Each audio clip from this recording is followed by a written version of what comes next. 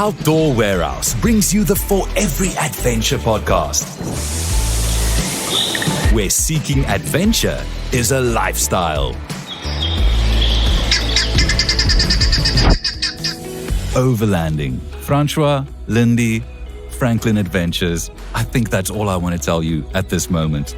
It was a fun episode to record. A lot of interesting information we share with you. You know, the basics. What's the difference between overlanding and off-roading? What do you need when you go on your overlanding adventures? And Chanel's favorite topic, animals coming uninvited into your camping spot.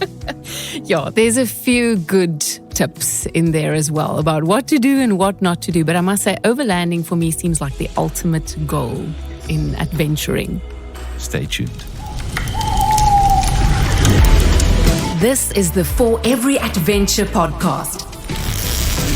Climb in as we learn everything we need to know about the great outdoors. Hey, welcome to the podcast. I'm Kyle, there's Chanel, and this is For Every Adventure. So, how are you doing? Doing great, and you? Fantastic. Awesome. And are you in the mood for a serious adventure with a bit of everything? Definitely. Overlanding time. Yeah. So I'm very excited. Like overlanding and off-roading, those are two different things. And I'm going to leave it to the pros, our guests in studio today, Lindi and Francois, to maybe explain that a bit better. But as you mentioned, I see overlanding as like everything in one. When you go on an overlanding adventure, it's going to help if you can catch a few fish. Obviously, you need a few survival skills. You need to be able to use that four-wheel drive vehicle you take on your adventure. Yeah. Repairing skills. And these are all things I see that FrancLin Adventures do on their YouTube channel. So after the podcast, go check that out as well. Yeah, definitely check that out. So, I mean, it's like everything. Camping, everything is involved there. But I think this brings it all together in a very like adventurous way. Is it something that appeals to you, Kyle? Very much so. But Okay. the voice in my head immediately starts like, where are you going to find the time to go on a 5 or 6 week adventure? The time. Okay. Yeah. It made me so amped for an adventure. I went through a few of the YouTube videos earlier today, and all the facts that they drop during the videos, those are the type of things that really get me excited. Yeah. I want to go stand next to a half mens boom. Half human, I guess, is the English translation of that. They really make it look so much fun. Yeah. You know? I also like the idea. And you know what appeals to me is the fact that there's so much left to chance. You think? I know there's a lot of planning involved, but when Like a lot of planning. Yeah, but when you're out there, you don't really know who you're going to meet. Like, what are you going to spot? What's going to happen? So I like that sort of little bit of a blank page. I know that you're the planning type. So, yeah, interested to find out more about how to, prepare for this. Let's dive in. Take the plunge into outdoor adventures with Outdoor Warehouse and the For Every Adventure podcast. Are you ready to conquer the great outdoors? Outdoor Warehouse has everything you need for your off-road adventures. From power management to vehicle recovery, tire maintenance, fridges and freezers, and camping accessories, including furniture, tents, and so much more. Get ready to explore with Outdoor Warehouse, your overlanding gear destination. Available in-store or online. Outdoor Warehouse. For every adventure. So excited to welcome Francois and Lindi here with us today. So it's FrancLin Adventures, and if you can work that one out, it's sort of the two names combined. Welcome, Francois and Lindi. Thank you. Yeah, great having you here. Really excited. So let's start off maybe just at the beginning, because taking on something like overlanding, you obviously need a lot of passion for it. And it's something you need to be interested in because it looks like quite a big commitment when you take on a trip. So where does the passion come from, or where did it start? So, I definitely started with our love for camping. Okay. And from there we just upgraded a bit, right. upgraded the vehicle, and we wanted to explore more hidden gems of South Africa and what it has to offer, and spots that you really need to be capable to get to with your overlanding gear. So you can't just drive there with a normal vehicle. You need an overlander, and so we wanted to explore some hidden gems. Yeah, so I would like to know, for those that maybe aren't in the know, how would you describe overlanding? Yeah, the difference between overlanding and 4x4 and off-roading is overlanding is more about the entire journey, the whole experience, from camping to cooking over the fire, being outdoors, living off-grid. Then where 4x4 and off-roading is more you test the capability of your vehicle. You push it to the limits and see what you are capable of, where overlanding is more the entire experience, right? And would you say it's like the time frame of it as well? I mean, it's not like it's longer trips in that sense. Yeah, for sure. 4x4ing, some popular routes around Western Cape is Winnenklip, close to Hermanus and Kleinmond, or Atlantis Dunes. Dierkloof. Close to Rawsonville and Worcester is also a popular destination to go 4x4ing for the day.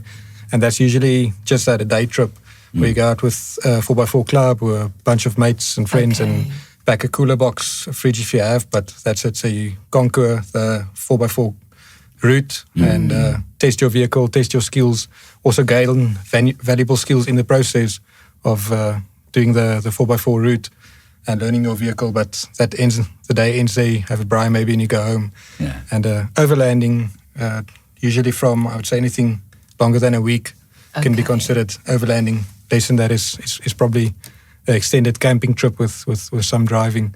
And yeah, it just depends on how much time you have, where you want to go, how long it can last.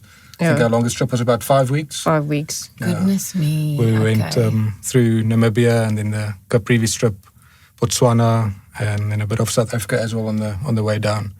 So with overlanding, it's like you have to take also all your essentials with your food, your water, your fuel, all of those things, where 4x4ing is maybe you're just, like you said, a weekend expedition. Yeah, but you still have to use those skills of 4x4ing in your overlanding. And then also in your overlanding planning, when you're going on an extended trip, you need to plan your food, how many days there's going to be between shops. So you need to know, okay, for 4 days I'm not going to be able to buy anything, so I need to carry food for 4 days, water for 6 days, fuel for a couple of days. So that's also the big difference in your 4x4 trails. In your backyard, really, there's always a shop of fuel available, where overlanding takes a lot more planning and in the long term as well. So bad planning means like what? Hunting. Probably. Well, Lindi can catch fish, I can tell you that. Well, I can fish. We'll be fine. I hope there's a river. I think with all the preparation you need to do for overlanding, that means you need to mod your vehicle quite a bit, I think, to maintain the meat you take with, or the cold ones, or whatever other gear you're going to use, solar panels or whatever. So maybe a few examples of modifications to your own vehicle. Yeah, well, for us, we like to keep it practical and compact, so things a little bit smaller, and don't bring the whole house. But yeah, for modifications for that would be maybe like a drawer system where you can pack your things in. And for the fridge wise, we have what we call a DC-DC charger, and you have a dual battery system installed in the vehicle. So the dual battery system, you run your fridge off the second battery, the dual battery. And while you're driving, you use a DC-DC charger which charges that second battery. So the morning, if your fridge has depleted the battery through the night, then as you drive, when you stop at your next destination, you're hoping that your battery is at 100% capacity. And then, then you take it to solar panel, stick it towards the sun, point it towards the sun, and then while you're not driving, that supplements the battery. To keep your fridge working. That's amazing. It's very important. And then also with storage is for like water and fuel. So you have to take extra water. So you need maybe like a proper fuel tank or a jerry can, and also for your fuel as well. So all those these things take a lot of space. It does, yeah. So for the rest, make it compact. And play a lot of Tetris just to make sure you know how to slot play. in where. But there's quite cool new features and tools that you can use to fit in your... And that's why a roof rack is your best friend and a very important modification. So stuff like petrol, especially, it's quite pungent. You don't want it in your vehicle if you need to put it in a jerry can. So it goes on top of your vehicle. Braai wood to cook your meat at night. It's full of bugs possibly, and also quite abrasive, can damage your vehicle on the inside. That goes on a roof. Yeah, Bucky usually has got a canopy on top, and it's got a fridge in there and your tents and stuff. So anything doesn't go inside goes on top. all these things, it's lessons learned. Well, someone obviously passes on the knowledge to you, and you learn a few things on the road when you're overlanding, but you also make a few mistakes, because that's also a great way to learn. The stakes are a bit higher when you're in the middle of nowhere and you make a mistake, but that's how you learn. So are there any mistakes you've made that sort of stand out to you that had a big impact on a trip? Yes. There's been a few, definitely. Okay, I was thinking you were like, no, mistakes. No, perfect from the beginning. So it's like we build our car around, obviously, that we found out what we need and what we don't need. And what you prefer. Yes, I suppose people differ as well. Yeah. Okay, but like, we don't want to put you on the spot here, but what did you do wrong? I think just in the beginning, with the packing as well, again. Having enough space. Yeah, well, we had enough space, so we filled it with everything, and then you end up becoming too heavy. Okay. So it makes traversing challenging terrain quite difficult. Being too heavy can get stuck a bit. Okay. So we learned that at the beginning that less is actually more. So you see, that seems obvious to you, but I think people starting out, we're all going to want to take the whole house because you're scared. What if this happens? Exactly. I'll be that person and taking also, everything. And also then, if you need to get to something that you need in an emergency situation, or to fix a tire, and the tool is packed in the wrong place, you must take out all the excess bedding that you packed and whatever, and to get to your equipment that you desperately need. All right. Sun is beating down, and then you really realize, if I just packed that at the right place from the start, it would have been much easier. Yeah, it will save some frustration. Okay. I must also say, one big area that almost caught us out was fuel management. Not having enough fuel with us. So we plotted our route and worked out, okay, we're gonna do 400 or 500 kilometers on this tank, and then we have a little bit extra in one jerry can, for example, and then on the route, the terrain was more challenging, so you use more fuel if the vehicle goes through thicker sand or more climbs than you anticipated. Then it burns a lot more fuel. So then we cut it very tight with our range on fuel. We made it, but it just added like too much unnecessary pressure, thinking, am I going to make it to the next fuel stop? Okay. And quite often you can actually get to a fuel stop and they don't have fuel, and then you're in trouble. So that's one thing in most cases you can't take too much of. But you haven't had to fuel. walk yet. No, luckily not. So with all, you make your mistakes and you learn, but you obviously have a few great experiences, a lot of great experiences on these trips. Are there any trips that stand out to you? So I would say this was definitely one of our first big overlanding journeys through Botswana and through the Central Kalahari Game Reserve. And it's really a beautiful place. It's the second largest game reserve in the world, second to one in Tanzania. It's 52,800 square kilometers. Wow. So it's massive and very sparsely populated, obviously with only a few workers in the park that stays there. Nobody else stays there. They just camp there, and just wild animals. So you really get a sense of isolation when you drive through there, and quite often for days you don't see other people and just animals. Yeah. So we really saw beautiful things on the trip. On the first few days, we came across a big pack of wild dogs, or the painted African dog, and that's just that was on my bucket list to see. So, yeah, we saw that at a place called Sunday Pan. Okay. And so that was a big bucket list item ticked off. I think also on that same day we saw some cheetahs, which was also a first for me. Okay. But then the rest of the trip we went down to a special place called Piper Pan. You must book that more than a year in advance, because there's only two sites. Okay. Piper Pan 1 being the one directly on the pan, and Piper Pan 2 being sort of in a dune. Okay. But there was a bit of an anticlimax with that, because we drove around for 3 days and saw mostly blue wildebeest and a few springbok. Okay. And we were expecting leopards and lions and stuff. It was so beautiful and nice to be there. But after a few days of driving around, it's like you feel like, where are the big sightings? Yes. And you get a little bit despondent. And then on the fourth day, and sort of given up hope that we're going to see big cats, that morning, like just before sunrise, we started hearing this deep roars of lions calling. And we were up. So I wish this was a visual medium so you can see Chanel's face. So we were up as soon as in the dark, we started making coffee, and you're not allowed to drive around before sunrise. So sunrise, we got up, got in the vehicle and took a drive around the pan. Sort of just as we entered the road, 300 meters, then from the right to left across the dunes, pride of 7 lions came walking down. Wow. And they were just peaceful and playing and went to the waterhole. And we spent probably like 2 hours just watching the lions, not interacting with them, but taking photos of them. And there was nobody else, just us and the lions. So that was my most memorable overlanding experience.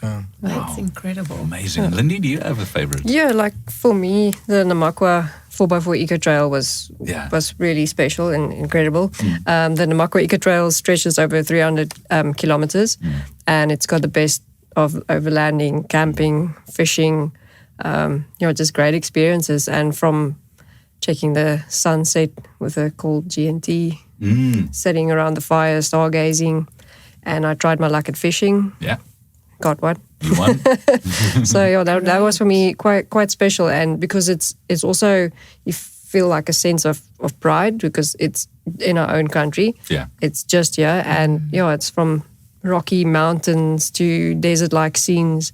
It was for me a top one, and I think it's just also because we didn't cover too much distance as well in a day, so we had a bit of time to chill at camp and just do some filming, do some photography, and getting some knowledge of the area. That was quite a good one for me. Yeah, I think a big thing that stands out to me with the Overlanding Adventures is the amount of discoveries you make. Do you anticipate finding little towns like Goodhouse? I saw in the video one of the warmest places in South Africa, right? Yeah. It's quite special to stumble upon these towns, villages. Yeah, I must say definitely with route planning before, and sometimes you do see the name of the town, so you expect to go through there, but it's just once you actually drive through it, then realizing how small or how remote it is, and then sometimes you just see things that you didn't even see on a map and completely unexpected, and it sort of catches you by surprise just to see something there that you didn't really expect, and just beautiful scenery and people living there. I'm interested to know how much of this you plan out to a T. For instance, where exactly you're going to be sleeping. How does that work? Do you decide, okay, we're going to pitch our tent here, or is it very pre-planned? Or does it depend where you go? Yeah, definitely. So it does depend where you go, and some of, like I said, Piper Pan sometimes, or a lot of these campsites, you need to book it more than a year in advance, otherwise you simply won't get it. So you start planning your route around the available campsites. So let's say you want to go somewhere in September, then you start looking, okay, when I have these campsites and it's not available the first half of September, so you start booking around the second half of September and then fill in your journey around that. So before you leave, sometimes it's not completely filled in all your stops on your on your chart. But you've never had the experience of deciding, okay, you know what, we're not going to even get out, we're going to just sleep in our vehicle. Does that happen? We have done it towards one of our adventures. So we just packed the car and we did some wild camping on the road there. It's quite fun. Checking out spots. Some of it you have to wait a little bit for dark before you pop the tent open, or it makes it a little bit more adventurous and it feel that free feeling. Yes. But most of it is planned. But we have ones that we didn't go to the next camp. We actually just stayed on the road as well. Yeah. Okay. Yeah, that's amazing. I remember I used to do a job which took me across the country. I had to be in a different town every weekend doing some sound or whatever. And I always remember the best feeling is when you leave the city and you hit the highway, and the further you get away from home. I mean, home is where the heart is, but the further you get away, the more free you feel. Is that sort of the feeling you're chasing when you go on these trips? Oh, absolutely. Also a big part of it is sometimes being disconnected from the outside world, not having cell phone signal. Yeah. So some of the remote areas, there's simply no signal. If you want to be in touch with somebody, you need a satellite phone, or Starlink nowadays will get you going. But we really like the disconnect away from people and your job. And so for a few weeks, it's just yourself, the terrain, the scenery, animals, and your friends or your partner. Yeah. Imagine, Carl, 5 weeks of nothing and nobody. Oh, huh? Doesn't that sound amazing? I mean, I love everybody around me. Don't get me wrong. I don't want to. But it's that freedom feeling, the feeling of being away from it all just for a while. But also the same thing can be said when you go back home. You also get like, okay, this is also nice. It's nice to be back home as well. Nice to have a proper shower. Yeah, I can imagine. I must say it's quite daunting to put your cell phone on again after being off the network for about 3 weeks. Yeah. And you hear those first WhatsApp ping, ping, ping. And you're always wondering, is everything okay? But always good to see just people asking, how's your journey going? And everything is good. How did we ever survive without it? Yeah. I wanted to ask your advice for someone who goes on their first overlanding trip. What are the essentials you would recommend that I go get at Outdoor Warehouse? Extra fuel and water. So you would need jerry cans for that. So I'd recommend getting that. And it seems extra from what I hear. Yeah. More than you think. Yes. Outdoor Warehouse actually has a very cool water tank system. That, it's either vertical, it's like a flat pack, so it can stand behind a seat of your bakkie in the cab. Okay. Or it can go flat on top of your roof rack. Or we have an SUV, so we remove the middle row of seats and we install that on the floor behind the driver's seat. So that takes 50 or 60 liters depending on the model. Okay. That's very valuable. Okay, fantastic. And fridges, solar panels, they basically have it all. And we like also the compact kitchenware, small little kettles. That's so important. And it's so cool how everything can like be squashed flat these days. It's awesome. So I suppose that's nice, space saving. Yeah, absolutely. And then they have the AeroPress where you can make a good cup of coffee with a good view. Traditional camping sites have lights. There's electricity point where you can plug in your electrical light to a fan. Not your cell phone. Not your cell phone. Well, yeah. If you camp somewhere in Rawsonville and there's electricity, you can charge your cell phone. But overlanding, you must sustain your own power, like we said earlier, with a additional battery, and also keep that battery charged. Okay, I want to talk to you about vehicles. Have you with what vehicle did you start out, and where are you now? Or you're sort of on the same? You mentioned SUV. Yeah. Well, if we can take it right back to the beginning where we actually started, our first vehicle was a Corsa, a hatchback. And there we go. That was before overlanding. Now I have so much hope. I mean, I can go now. Yeah. So we just started dating, and that was sort of our first trip together, and we went. So that was still camping, definitely. So we went from Cape Town towards Gouritsmond, Still Bay, George, Vic Bay, and then Wilderness, Plet, and then Tsitsikamma, Storms River Mouth. So there we had a hatchback car, a cooler box, 2 chairs, a braai grid. Everybody needs to start somewhere and then realize, okay, actually we need a bit more than that. So let's consider a bakkie. So we then that was our second vehicle. We eventually got to a bakkie. Did something happen with the Corsa for you to go, all right, not going to work? Yeah, he turned my Corsa into a bakkie, so it got a bit damaged. And you couldn't really first date, or like just starting to date. Yeah, and it's like, let's go on gravel roads with a Corsa. Great idea. So So we realized that's not the right vehicle, and then we upgraded. Then we got a double cab 4x4. Okay. Which we had for a while, and got rid of that. It was a lovely vehicle. I would recommend a double cab, especially for a family. And you've got a lot of space in the back, and you can put stuff on the roof. But we went for a SUV 4x4, which is you can use it for overlanding. Like I mentioned, we take out the middle seat and the rear seat. So left with just 2 seats. But when we get back, we put the middle seats back, and you can still use it as a normal day-to-day vehicle. Great, as an option. And I suppose if you really had to sleep, you could pack everything out and just sort of lie in the back then. Yeah, that's the option if it's not a fridge. But our SUV is kitted out really nice as it stands. We've got drawer systems and water tanks and fridges inside. And when we go away for a long time, we even build like a clothing rack that we pack our clothes in, a little drawer system just for our clothes as well. Yeah, and we pop the rooftop tent on, and with a little shower cubicle so you can change and take a shower and all that. So you make it really convenient for yourself. And I think with the vehicle choice we made, so we can add accessories as well. Yeah. Okay, fantastic. Now you've got the vehicle you want, you've got the gear you need to go on your adventure. Well, specifically, how do you guys go about choosing your next adventure? Do friends tell you sort of, all right, take this route, this is quite fun, or do you do your own research? Yeah, so some of our good friends, Nelis and Taryn, they usually overland with us. You maybe saw them, some of our YouTube videos. I think so. Yeah. And we usually braai with them and have a few beers, and they suggest, so how about we go here? And then we say, yes, that sounds like a great idea. And then we pick a rough date. And we usually go with them. But sometimes when we do our own trips, like the Namakwa Eco Trail, you see it on other overlanders' YouTube videos or on Facebook, and then you just look it up and where find out where it is in the first place, how long do you need to go, what's going to cost to go there, and then get your leave. So it usually starts idea, either friends or family wants to go, or people that's been there, or just getting inspiration from other overlanders, watching their movements. And But I'm interested to know, because, I mean, you've got a lot of content there. When did you start or decide to start filming? That started years ago.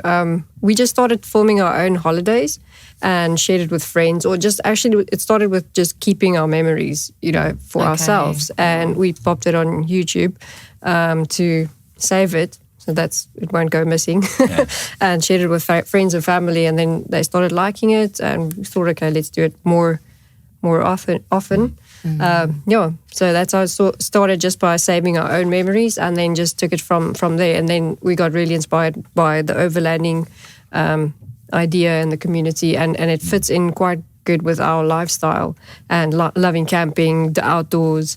So we started concentrating a little bit more on those adventures. We also do like local camping stuff as well.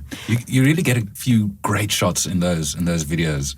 Aren't you intimidated when you sort of get close to the insects and the animals, or are you both good with it? No one's afraid of anything. Then he doesn't like elephants very much. I don't like elephants. Oh, I think the only wild animal I've had real contact with was an elephant. Are you wary? Yes. Okay. I'm a little bit cautious of the elephants. Well, that makes sense, though. No, they look good from a few meters as well. I don't have to see them up close or right in my camp, but get a bit scared of elephants. And generally, who films? Both of you, or does one film and one edit? Both of us film. I do more the filming. Okay. He does more the driving.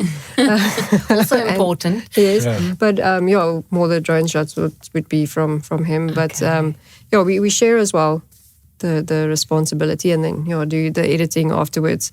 That takes a bit of time, but we enjoy it. So does it play a role in your planning, the filming, or is it sort of just a by the way?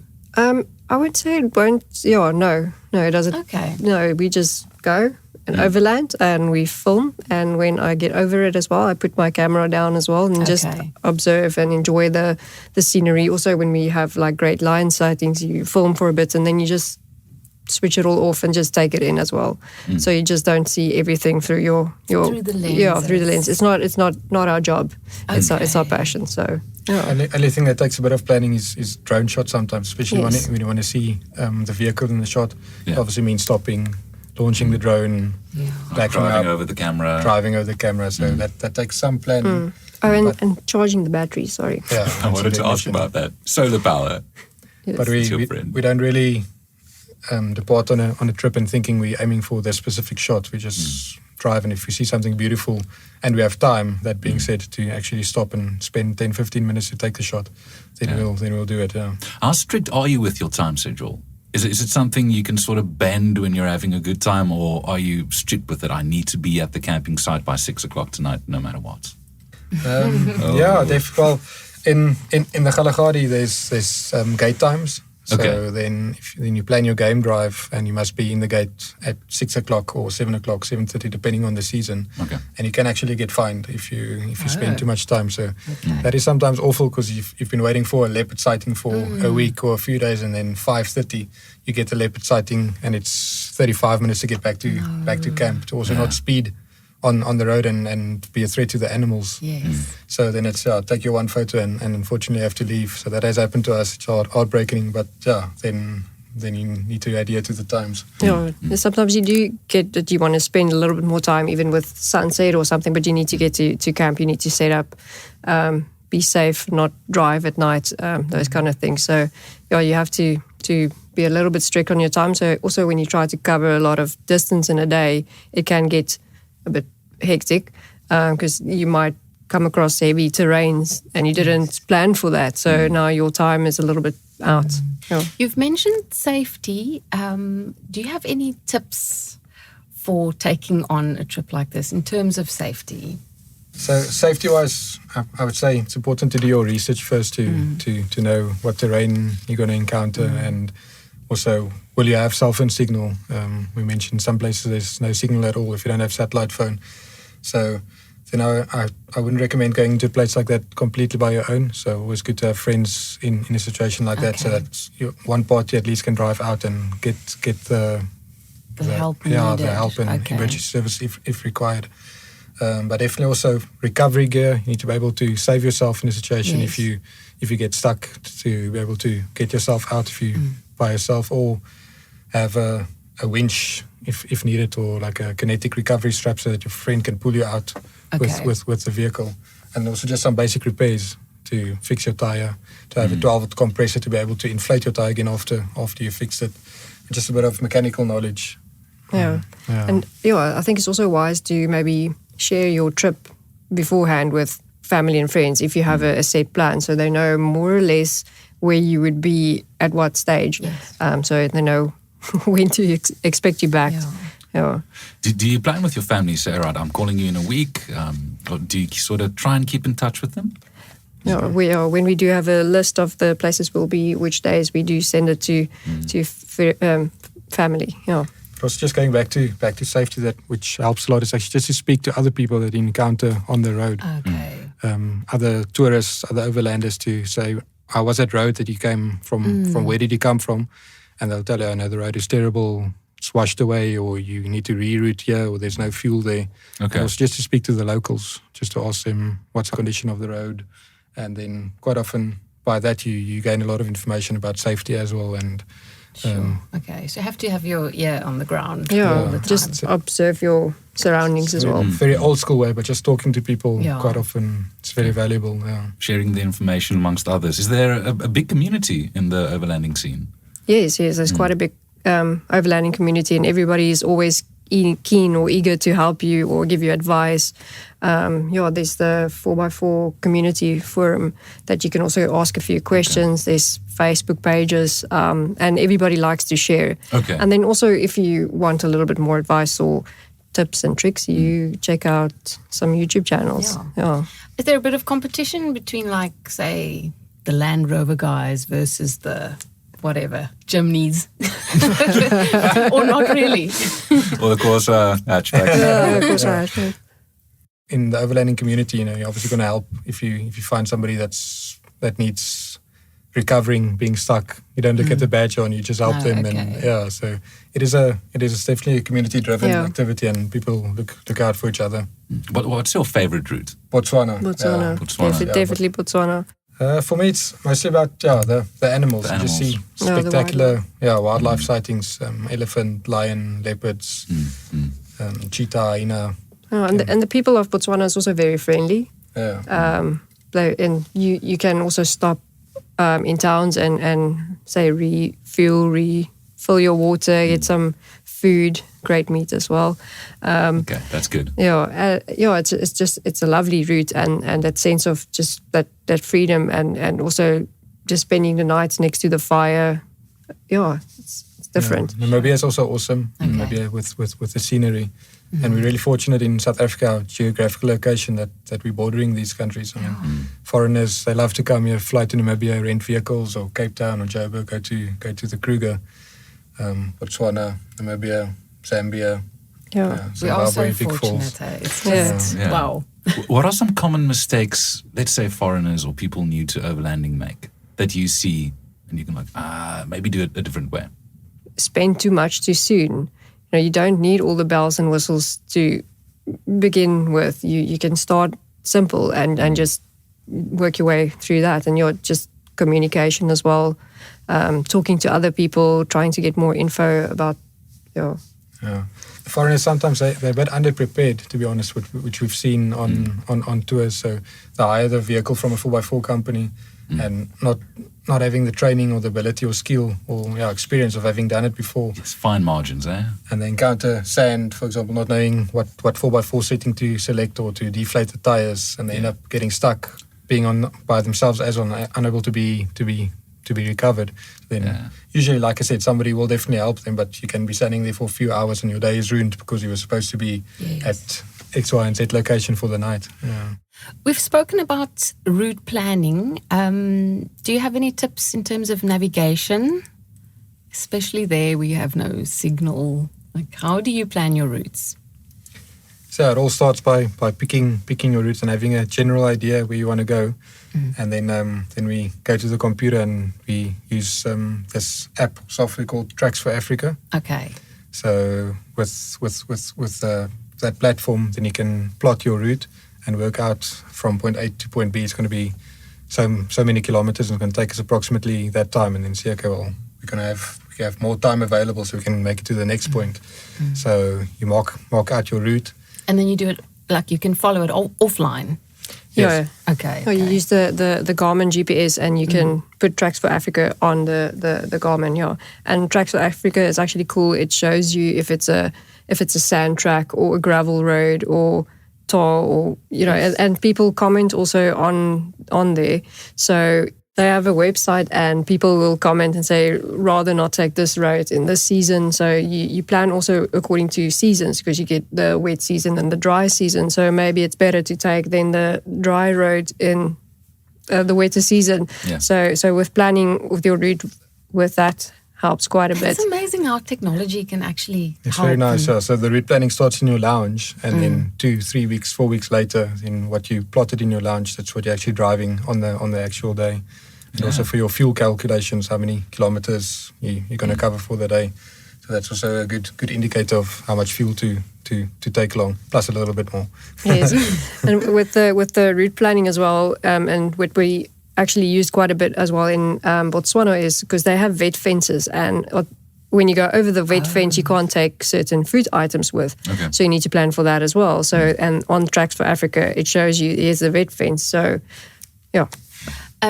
Are there also people like commenting sort of recently that you can see a week ago someone was here and said this? Is it that interactive? Yeah, you can drive and then you just upload it, eh? Yeah, after your trip, then you can submit comments. So you can make notes, and then you submit that to Tracks for Africa, and they actually it's a user-based system. So they take it's called breadcrumbs from your GPS, and if a few people left that breadcrumbs on the GPS software, they'll actually draw that line into the Tracks for Africa software. Wow. And with the next update, then that'll actually be indicated as a road. So if you submit your data to them, it actually helps other end users to see where roads are or not. Or you find some hidden spots on there as well. Someone would say, like, this is a good sunset spot or a lookout point or things like that. Yeah. Wow, I wonder if I would actually log that. Like, you find this beautiful spot, like, want to keep it to myself. So there's another app called Overlander, which is also more oriented for wild camping, which you touched on earlier. So you can actually, without planning or booking accommodation, drive somewhere on Overlander. Then it'll tell you, okay, behind this rock, after this turn, there's a secluded spot. Not on a private farm, or ask the farmer for permission, for example. And there's live commentary. So say, okay, we camped there 2 weeks ago. It was safe, little traffic, it was clean, stuff like that. Okay. So Love it's that. a very nice app. I think a common theme through most of the episodes you listen to for every adventure is prep, right? You need to be prepared. You need to know what to expect, because nature is not a controlled environment. So tell me about an instance, something unforeseen perhaps happened. I don't know, maybe a weather change that caught you off guard, maybe an animal wandering into the camp. Any of those stories? Yeah. So you do get animals around camp that you have to prepare for or be aware of. So, for instance, if there's a baboons or mongoose or rats or mice, we had a baboon once knocking over our fridge, and we had to watch him eat our steak sitting in a tree. That was horrible. No, that doesn't sound good. Yeah, and then we had mice. There was in Central Kalahari that we had mice. It's actually strange to think that mice can cause such a big problem. I was going to ask, how much damage can a mouse do? Massively. As we entered the Central Kalahari Game Reserve, we encountered a vehicle, And he was with the party, and he said, "Okay, listen, there's 2 vehicles on tow, and we must just give way because they're coming up the hill." So we chatted to the guy, and he said the Central Kalahari was infested with mice that season because of the good rainfalls previously. Okay. And they were just rife, and they went into the vehicles, chewed electrical wires, which disabled a few vehicles, chewed rubber hoses of cooling systems. Oh, no. So the vehicles couldn't cool down, so it ended up overheating. And they warned us to say, "Okay, you must watch out for mice." Like, "Oh, what can you do?" Like, there's this product, liquid moly mortar spray. So we're like, "No, we don't have that. Do you have?" Perhaps like, "No, we don't have it either." And they said, "Try mothballs," which we didn't have, or potentially petrol, to put petrol under the car around the wheels. And once we stopped at some of the places, you could see there's mice. You could hear them, you could see them, and at night they entered our vehicles. Oh no! So we drove out of there, but the next morning when I wanted to clean my window, put on the windscreen spray wiper, and no water came out. Opened up the bonnet, and my pipe was due down. So lucky, didn't disable our vehicle, but could have just as easily. It's crazy. So something like mice can end your trip. Yeah. And like we always aware if you enter the camp, say in a park or a wildlife area, to just check before you set up camp. There could be just a lion around the bush, and we had lions also walking in like 9 in the morning into camp. So you can get a little bit caught off guard. So just be aware. And then where do you go when the lions come? I mean, you go sit in the car and wait for it to be over. That's all you can do. Go hide in the car. And hope for the what you best. did you run to the car and just... Probably not run, just like calmly. I would run. Yeah, back away, get into the car. And you had waking you up in the middle of the night. In Nambwa. Mburi and Nambwa. So on one trip we actually encountered 2 hyenas at night. So we had a ground tent at that stage, not a rooftop tent. So I was sleeping on the side closest to the edge of the tent, and we were asleep, and we could I heard footsteps approaching in the camp, and quite big and quite loud. So I wasn't sure it was a lion, hyena, leopard. Oh, the uncertainty must be the worst. And we did take our precautions. There was no food lying around. Everything was in the car. Our dishes was washed, but it was packed on top of our table. And that was right next to our tent, and I could hear him taking something off the table. Oh my! So I like figured right there. Yeah, right next to us. He also sniffed actually next to the canvas, next to my head. Okay. Sniffing your He was like waking me up. Please roll a little bit over. There's we've got a friend here. and that hyena actually took one of our containers and Our braaibakkie. Yeah, our braaibakkie. Bit the lid and walked about 20 meters off of the container, and we picked it up the next morning. Still has the scars. We still use it. So it's usually a cool story. Okay.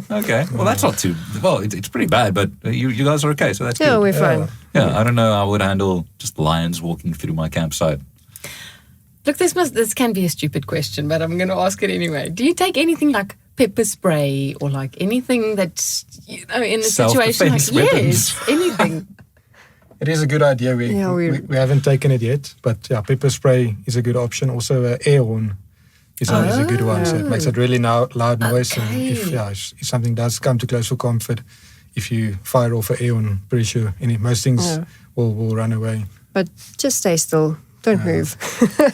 If there's a lion next to your tent, you obviously don't want to. We've experienced it a few times while camping at night. You're vigilant and keep your guard and shine a torch into the field every now and then to see if there's any animals. But they usually respect the lights and the noise that you make while camping. But on a few occasions, 15 minutes after you put your lights off, getting the tent quiet, then most likely something's going to come through your camp. And on our last trip to Mabuashahubi on the eastern side of Kalahari, Botswana, on the one night we had a big lioness come through the camp shortly after going to bed, and also a leopard.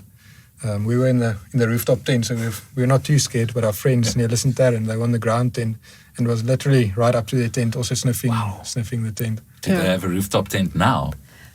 They still don't. They're brave guys. They're very brave. Very, very brave. So Chanel, from your facial expressions with all these stories about the animals and the mice and everything, you look like you're ready. It's not the mouse I'm worried about.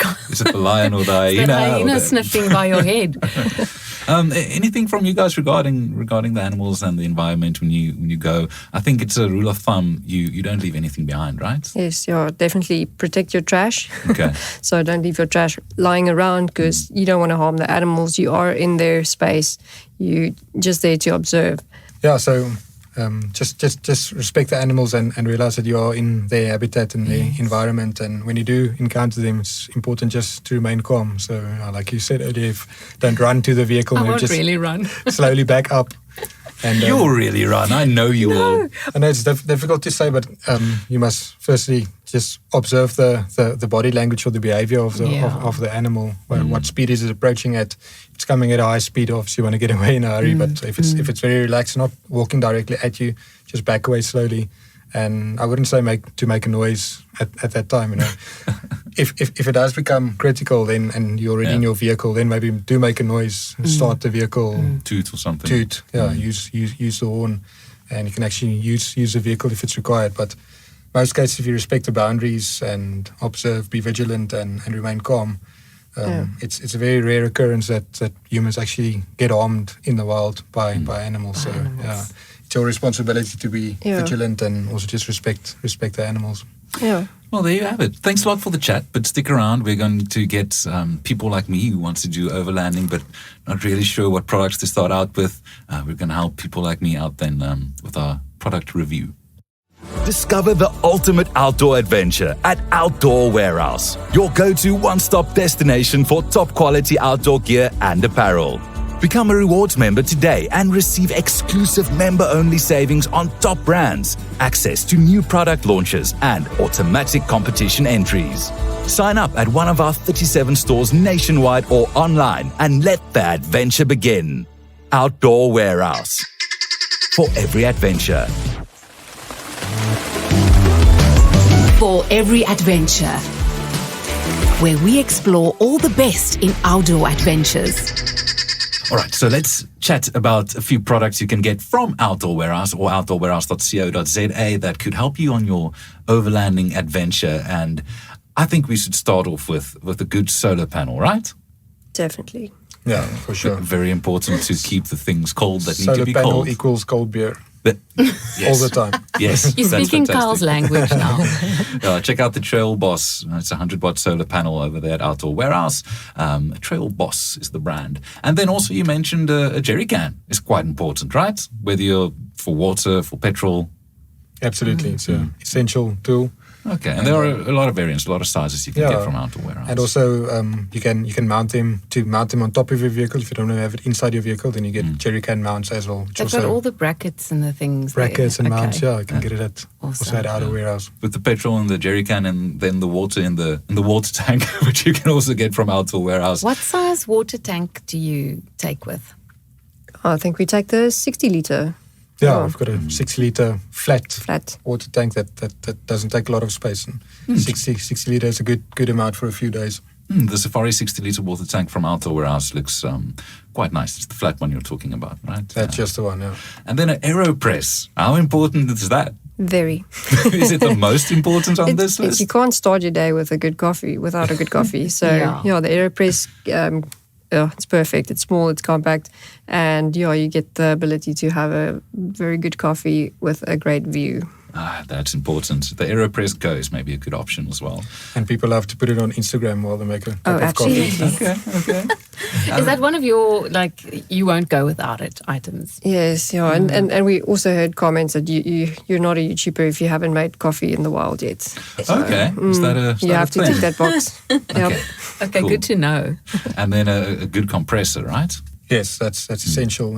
Like we mentioned, for tire repair, but also in traversing different types of terrain. From sand, you want to deflate your tires sometimes down to 1 bar, but that'll be too soft when you encounter rocky terrain or back on the road again. So then you need to pump your tire back up to 1.6, 1.8 bar or 2 bar plus for tar road. So the stronger the compressor is, the less time it takes next to the road to pump up your tires. Yeah. So this Trail Boss one is a good one to go with. The 160-litre compressor. Yeah, 160 is perfect. I think they start from about 70 liters per minute, but 160 gets your tire up in about 2 minutes from experience. I think I've got a 160 liter one. Okay. And your trip hasn't started until you deflated your tire, so then you know you're on holiday. Now the good stuff comes. Yeah, and then it ends when you have to inflate it. But how often do you use it then? Is it a lot? Yes, daily probably. And also just to help people next to the road, we've had to use it quite a bit with that as well. Okay. Yeah. So all these products you can get from Outdoor Warehouse, outdoorwarehouse.co.za, and if you're unsure, a lot of qualified personnel in store can give you some good advice. Also, check out the YouTube channel, Francois and Lindi's YouTube channel, FrancLin Adventures. It's really cool, I promise. A lot of great information you get there. Thanks a lot for joining us on this episode. We really appreciate it. I had a lot of fun. Best of luck on your next adventure. Thanks, Chanel. Thanks, Carl. Yeah. Nice chatting to you. Well, thanks for listening. Again, a lot of fun. Lindi and Francois, they're really great people to have around a table and to chat about all their adventures. I hope you enjoyed it. You can find all the episodes on Spotify and on Apple. So don't miss the next episode. Stay in the loop on the best outdoor adventures on the For Every Adventure podcast with Outdoor Warehouse.